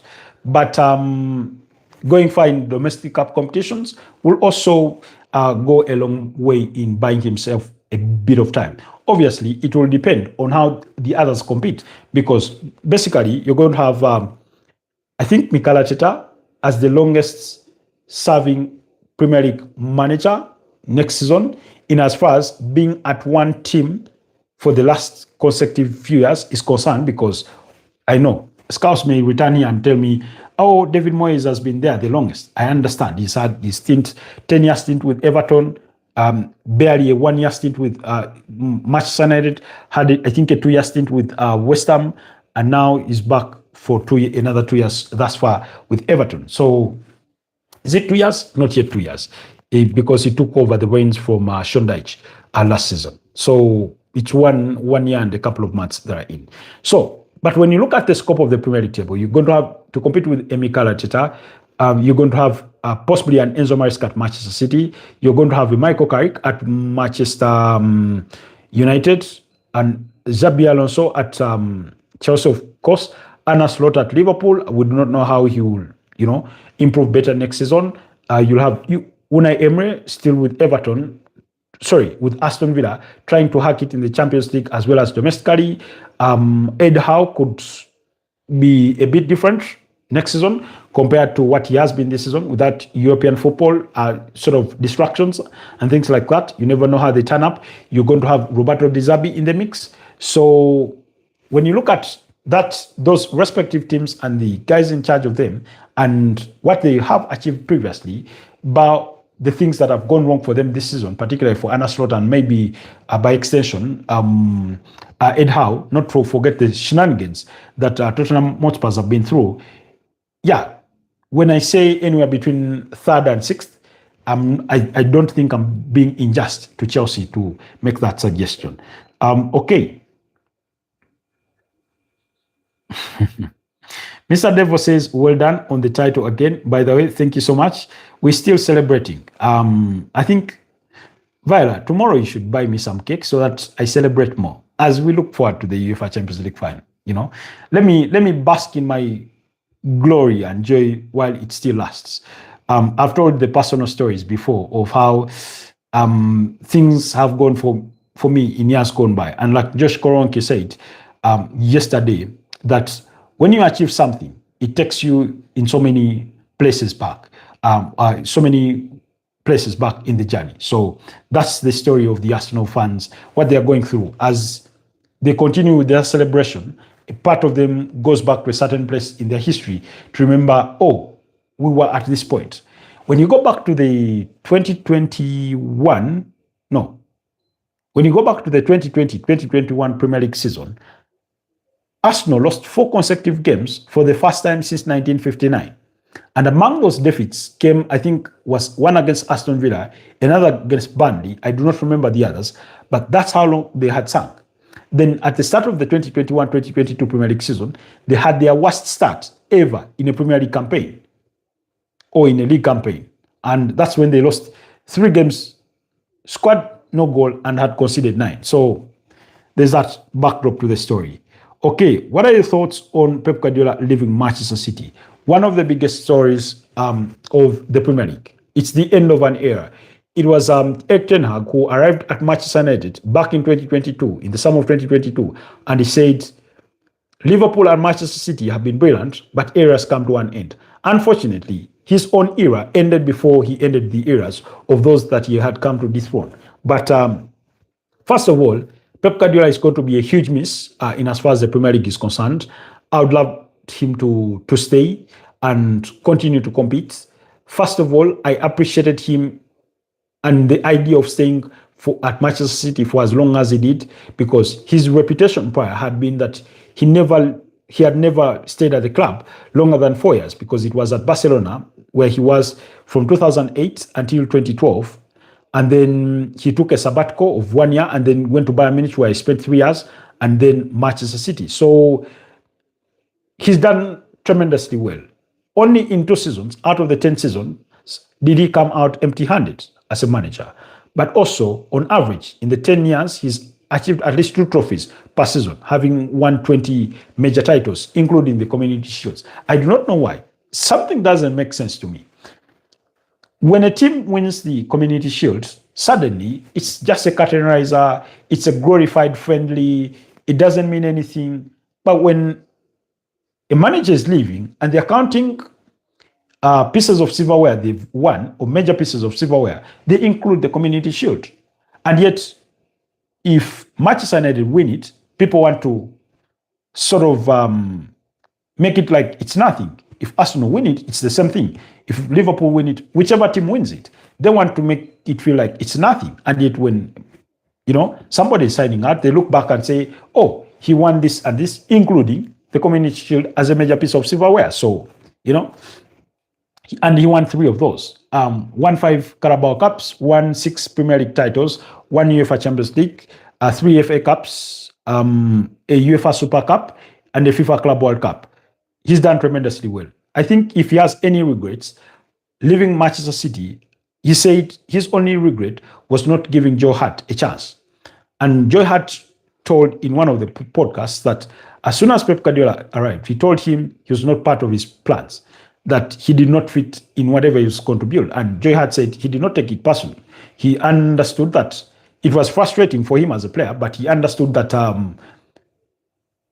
that this is a guy that is here to win. This is a guy that has a vision, and I just do not fit in it. So, but he's going to be such a huge miss. His place in as far as the greatest coaches in the Premier League or managers in the Premier League will be right up there. I think they would go toe-to-toe with Sir Alex Ferguson. Obviously, I wouldn't want to draw comparisons because 2 different eras, 2 different length of time, different set of circumstances, and everything to do with that regard. But he's done tremendously well, and he deserves every little bit of flower he gets. He's going to have a statue built for him at the Etihad Stadium. He's going to have, I think, the north bank of the stadium stand named after him, and it's all well-deserved. The other regret he may have had at Manchester City was that he only won 1 Champions League title. At Barcelona, he won 2. At Bayern Munich, he did not win any. He always crashed out at the semi-finals. And at Manchester City, in a period of 10 years, he only won 1.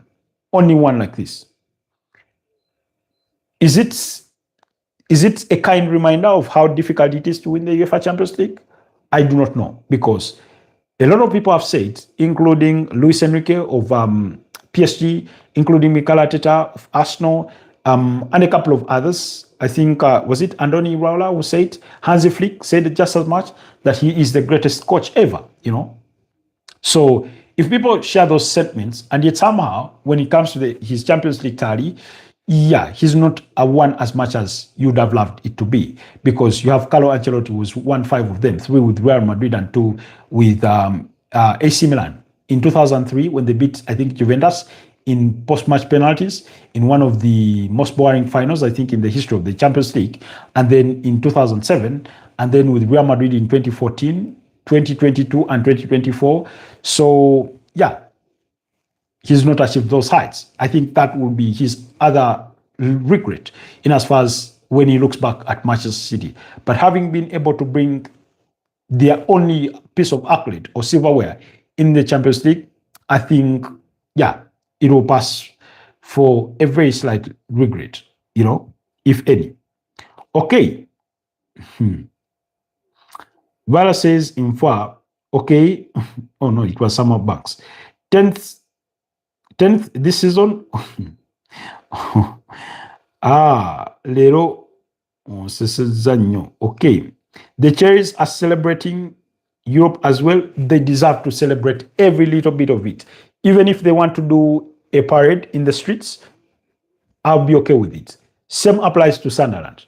they deserve to celebrate it for what it is. I mean, it is their first time qualifying for Europe in their 127-year history. That's enormous. It reminds us of the Crystal Palace story last season when they won their ever first piece of silverware with Oliver Glasner, and continued to do the same when they beat Liverpool in the Community Shield. I think it was 3-2 on post-match penalties that preceded a 2-2 draw. But more importantly, and Steve Parish at the time, he said that was the greatest moment ever as a, Crystal Palace. Oh, meanwhile, my battery is warning. Allow me, guys, to plug in a charger. Otherwise, I wouldn't want to lose us. Okay. Jesus Christ. I hope this doesn't stumble a bit. Okay, so like I was saying, they deserve to celebrate every little bit of it. Now, Crystal Palace, this time around, they have a final to play against Rayo Vallecano at the Red Bull Arena in Leipzig, Germany, in the UEFA Conference League final. So if they win it, of course, that will be, a giant leap. It will be even greater heights. And Oliver Glasner already deserves a statue at Selhurst Park. So winning that will be another huge bonus. And the unfortunate bit for them is that he is leaving. That's the unfortunate bit. So even they, whether they win or lose the UEFA Conference League final, it's okay if they go in the streets and celebrate for Crystal Palace. They've already punched above their heights or their weight, So let the Cherries celebrate for as long as they would want. Same applies for the Black Cats of Sunderland. Okay.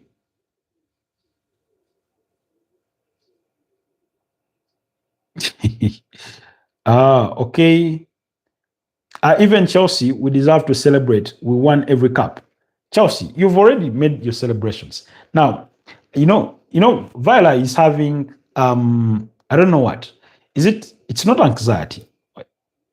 Viola has caught a fever.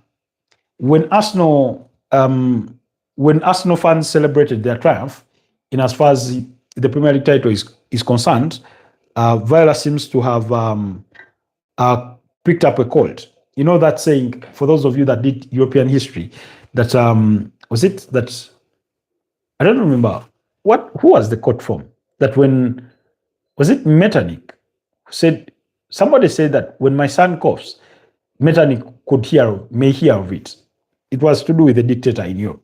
So maybe Viola has picked up a fever simply because Arsenal fans coughed, and she feels she wants to re-celebrate everything that Chelsea have won. Now, like I said, Chelsea have been the most successful team in London in the last 20 years or so. You go back to winning the Premier League back-to-back, which, by the way, Arsenal have never done. 2005, 2006, then 2010, then 2015, then 2017. That's 5 of them. And Arsenal have 4. Winning the UEFA Champions League in 2012, winning it again in 2021, the UEFA Europa League in 2013, Rafa Benitez, 2019, Baku with Maurizio Sarri, the Conference League last season, the FIFA Club World Cup, the UEFA Super Cup and the FIFA Club World Cup with Thomas Tuchel. So, yes, well deserved. You've won everything that there is to win, and it's okay. I know you're accustomed to winning, but it's also okay to wait a little longer. The silverware will come. If there's anything that you can count on Chelsea, is that they have a knack for picking up pieces of silverware, even when you least expect it sometimes. So just hang in there. I know the anxiety. Okay. Mr. Devo says, as fans have had a parade. Okay, congratulations. Flags all over Bournemouth. It's huge. It's a huge milestone. But like I said, the challenge for FC Bournemouth is how do they carry forward, having punched to those heights, can Marco Rose be the guy that sort of fills in that great void that is going to be left by Andoni Iraola and take Bournemouth to even greater heights? The idea of competing favorably in the Premier League, but also being very competitive in the UEFA Europa League, is something that Bournemouth are going to really, really have to think hard about. I think it will begin, for me, the course will begin with keeping a hold of some of their best players, contrary to what happened to last summer, including also in January when they lost Anton Semenyo. So when you look at players like Ryan, players like Alex Scott, players like Ryan Christie, Adrian Trafford, George Petrovic, and all the others, in there, David Brooks, and then trying to add more quality and depth within that very composition of players. Obviously, the other thing that FC Bournemouth need to do is expanding that stadium. Last I checked, they had plans of expanding it. So yeah, you need to expand. As the popularity of the team continues to grow, yeah, you need to expand that stadium. Okay. Up the cherries, Chelsea 8. Chelsea 8 that this season, really. MB language. Sorry for the language, but this season, Chelsea is that one. Only this season, though. No. Is it only this season? Chelsea, by the way, have had a couple of bad seasons. Go back to, like I said, 2015, they finished 10th. There's a season, Viola, remind me, there's a season you guys finished 12th on the Premier League log. I do not remember exactly what season that was, but Chelsea finished 12th on the Premier League log. Was it, let me try to remember. I'm trying to think hard. But there's that period when Chelsea finished 12th on the Premier League log. There are times where it's been really, really bad. There are times when it's really, really been bad. Was it the post-COVID season? No, it's not the post-COVID season. That's not it.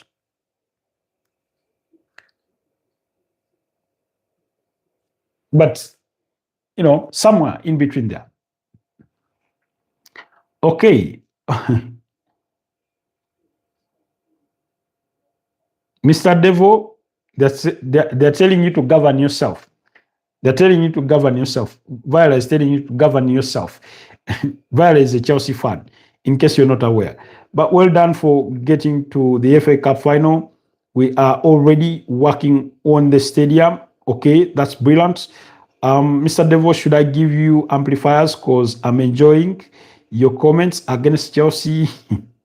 Little by little, we finished in 10th. Okay, and the season, we won the cup. Okay, looks like it's been quite the journey for Chelsea. Sometimes it's bumpy, but the one thing you can always count on when it comes to Chelsea is that they have a knack for rising up again. They have a knack for rising up again. And whereas they give their fans a bit of heartache, they tend to give joy in equal measure. They tend to give the joy in equal measure. I can only, I check myself back to the many times Chelsea have celebrated their triumphs, and it's been tremendous to watch. Respect to all clubs, though. Much respect indeed. Okay. Summer Banks, let Summer Banks not mislead you, Mr. Devo.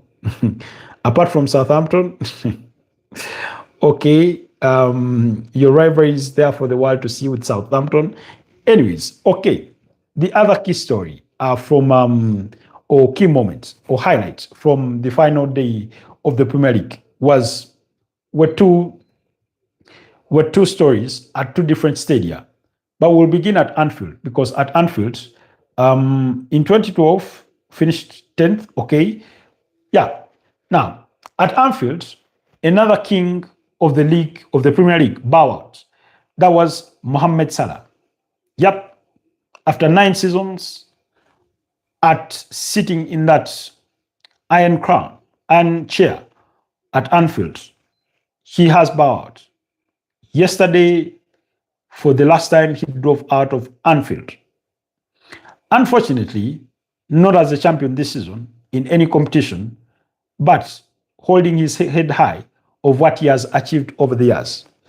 In the last 9 years, 2 Premier League titles, 1 Champions League title, a UEFA Super Cup, I think a FIFA Club World Cup, a Community Shield, an FA Cup, and was it 2 Carabao Cups?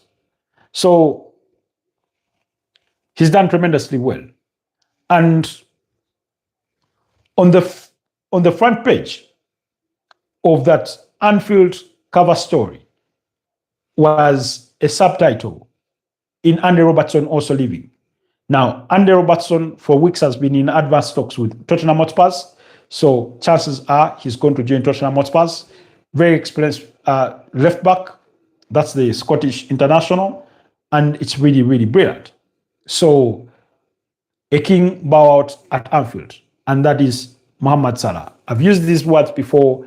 We'll be very lucky to see another African player just as great in the Premier League. Thrice he won the PFA Player of the Year, including last season, including I think 2018, as well as 2022? Thereabouts. Then 4 golden boots. I mean, when it's come to individual accolades, he's collected just as much as the pieces of silverware he's collected collectively with Liverpool. So really, really great. He is in the same brackets, in no particular order, with the likes of Didier Drogba, Yves Tebile, with the likes of Yaya Toure, with the likes of Paul Toure, in as far as their Premier League reputation is concerned. Obviously, the likes of Riyad Mahrez. We're talking about players that have graced the Premier League turf at different intervals and have left their own mark. Some greater than others. I'll give you an example. Augustin JJ Okocha at Bolton also left his own mark and reputation within the Premier League. And so did Papisi Dembaba at Newcastle and eventually Chelsea. So did Papisi Demba Cisse at Newcastle. So did Ismail Chaktiete, may his soul rest in peace. Christian Atsu at Newcastle.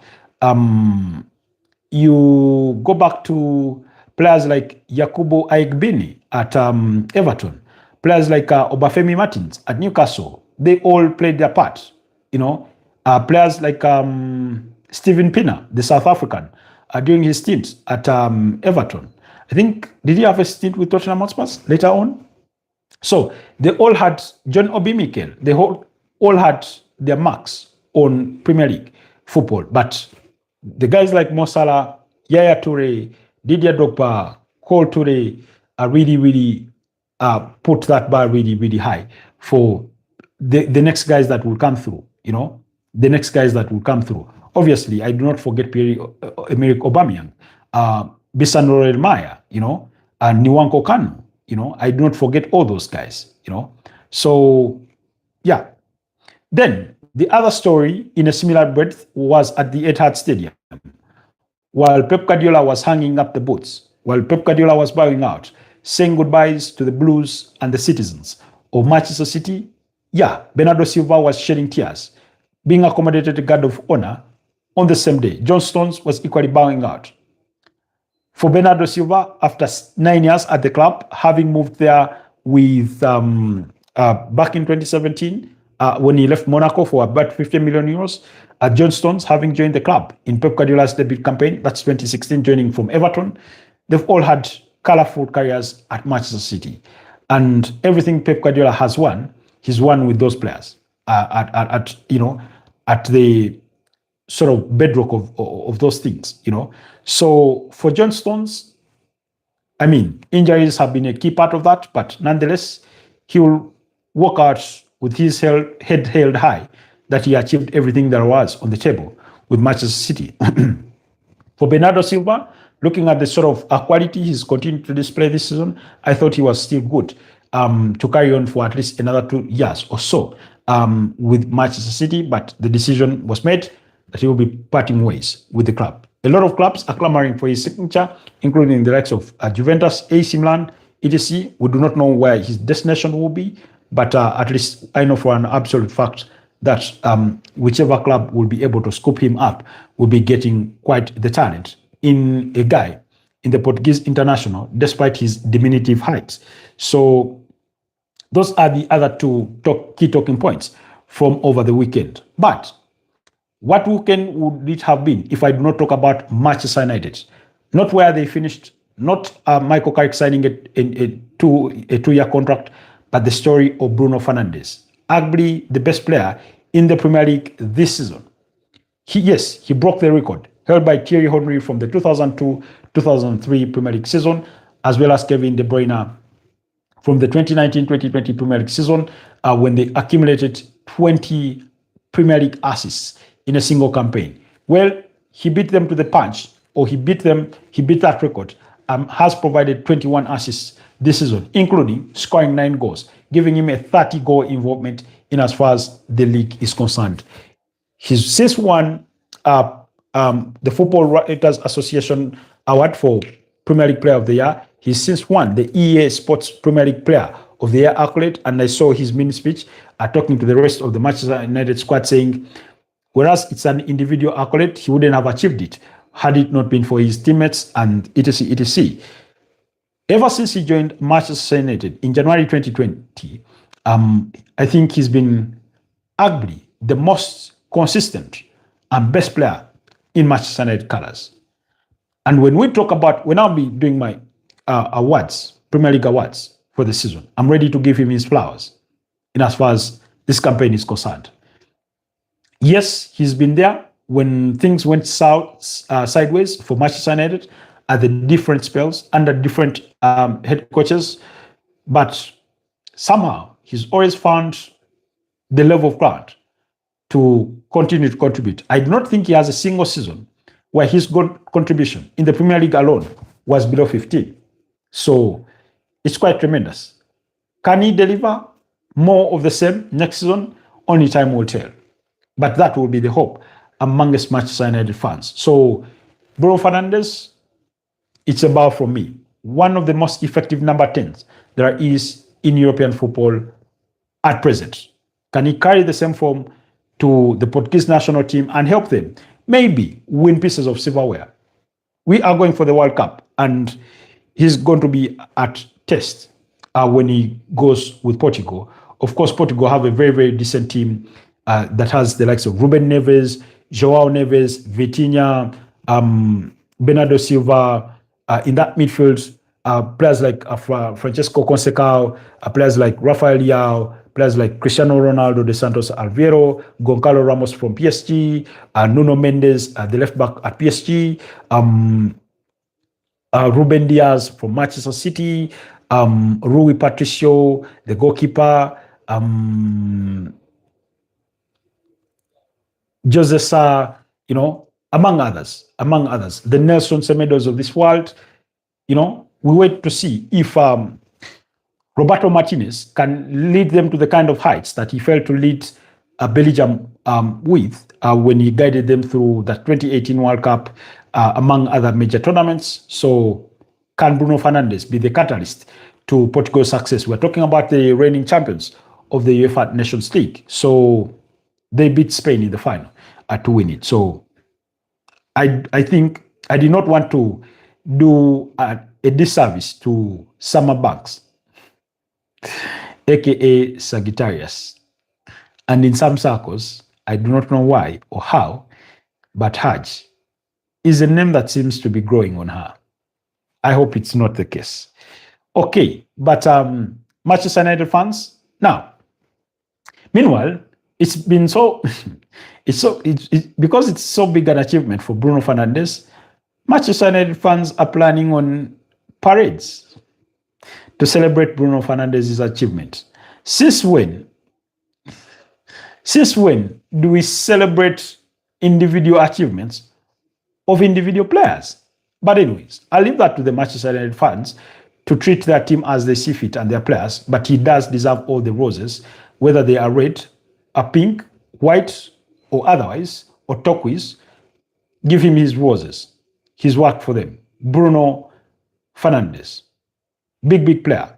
Not in just big moments, but all through and through. Very, very consistent player. So, yeah. Okay. That was to Summer Banks, by the way. What are your thoughts on Sunderland getting Europe with it being their first season back? And only that you arrived a bit late, Mr. Devo, but we started with the Sunderland story, but I'll revisit it in just a bit. Thanks, Mr. Devo. Okay, hi. Rebellion says hi. Bruno Fernandes assist confirmed at I am at cloud 9. I can see, and I can only hope that you stay there for as long as you see fit. But for the Sunderland story, it's one for the history books. It's one that, like I said, the Black Cats deserve to be in the streets out there celebrating, because over the previous 3 seasons or so, all 3 teams that were being promoted ended up being relegated. So there was a perception or a school of thought or an idea that it could be the same trend this season. Unfortunately, those that rose to the top from the championship found those that were sinking to the bottom of the pan coming into the season. Wolverhampton Wanderers and West Ham are those that joined Burnley to sink below the pot. Burnley being newly promoted, Leeds, and therefore deserve to be where they are. I can see internet wants to misbehave. We had a glitch there for a moment. If we were on TikTok, I'll be saying tap the screen so that the network does not collapse. But this is due to my ISP, who sometimes misbehaves, and we have, a challenging network. But that story of Sunderland, first of all, staying in the Premier League was the ultimate objective. But achieving European football is a story even bigger than the story of John Stones leaving Manchester City, even bigger than the story of Andy Robertson leaving Liverpool. That's how big a story it is. So the Black Cats and their fans ought to be out there in the streets celebrating. Remember, to add a cherry on top, they beat Newcastle, their arch rivals, home and away this season. Yep, home and away this season in the Trainware Derby. So if you're a Sunderland fan out there, there's just too much to be positive about in as far as this whole season is concerned.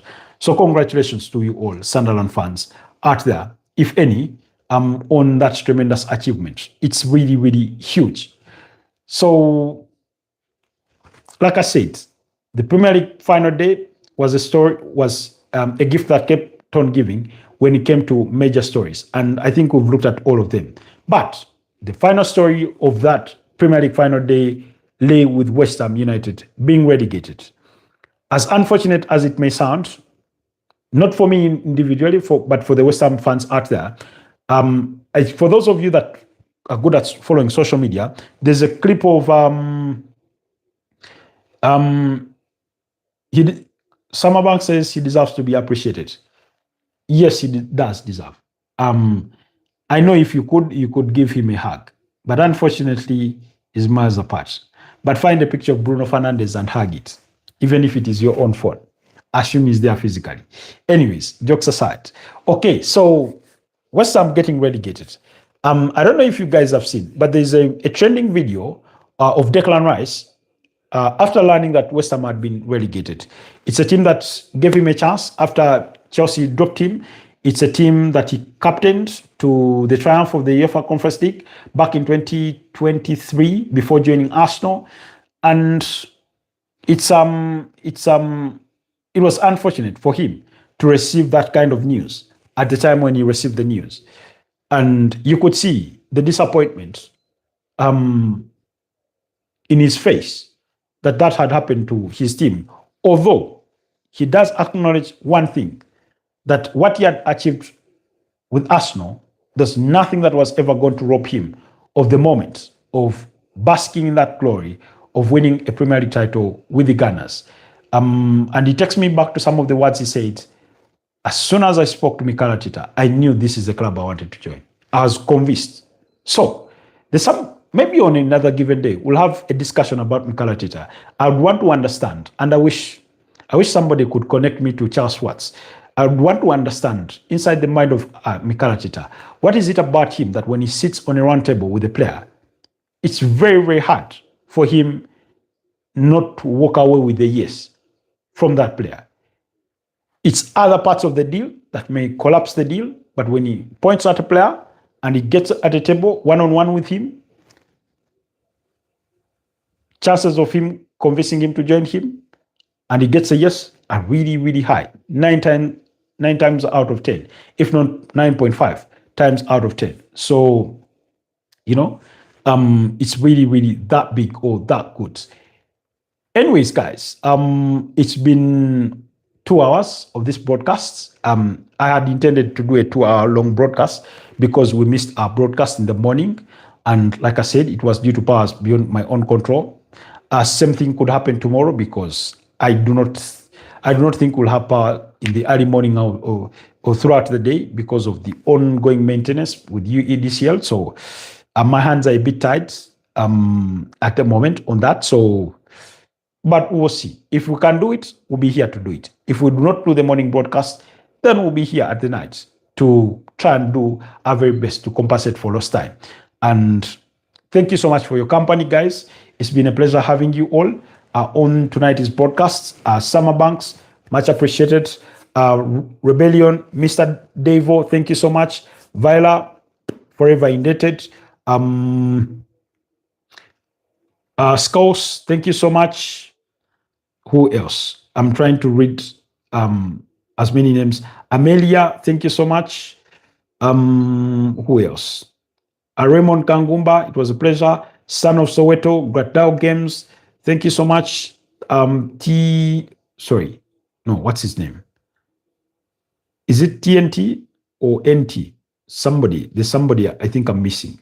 Okay, but every single one of you that has been part of tonight's broadcast, thank you so much for making it worthwhile. Always a pleasure to have you guys around. Keep it locked on the Football Tribe UG channel. Keep watching what we do. Keep liking, commenting, and sharing with your colleagues. Yeah. Allow me to wish you a blessed night. Until tomorrow, guys. Bye-bye for now. Stay blessed.